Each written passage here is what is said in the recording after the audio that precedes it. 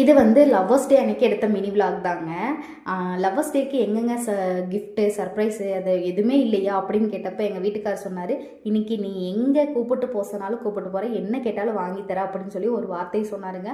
ஆனால் அதுக்கு முன்னாடி வரைக்கும் எனக்கு தோணும், அங்கே போகணும், இங்கே போகணும், இதை வாங்கி சாப்பிடணும், அதை வாங்கி சாப்பிடணும்னு தோணும். பட் வந்து அவர் சொன்ன அன்னைக்கு எனக்கு எங்கே போகிறதுனே தெரியல, ஒரே கன்ஃபியூஷனாக இருந்தது. இங்கே போகலாமா, அங்கே போகலாமா, அண்ட் வந்து போகலாமானே யோசிக்கிற மாதிரி இருந்தது. அந்த மாதிரி தான் இருந்தது.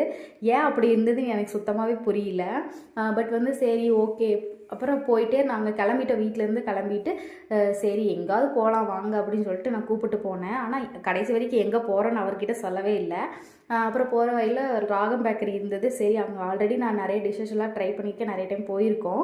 அதனால் சரி ஃபஸ்ட்டு ராகம் பேக்கரிக்கு போயிடலாங்க. போயிட்டு டிஷ்ஷு ஆர்டர் பண்ணும்போது நான் ஃபஸ்ட்டு அதுக்கு முன்னாடி டைம்லாம் போகும்போது டக்குன்னு எல்லாத்தையும் ஆர்டர் பண்ணிடுவோம். அன்னைக்குன்னு பார்த்து என்ன ஆர்டர் பண்ணுறதுனே தெரியல.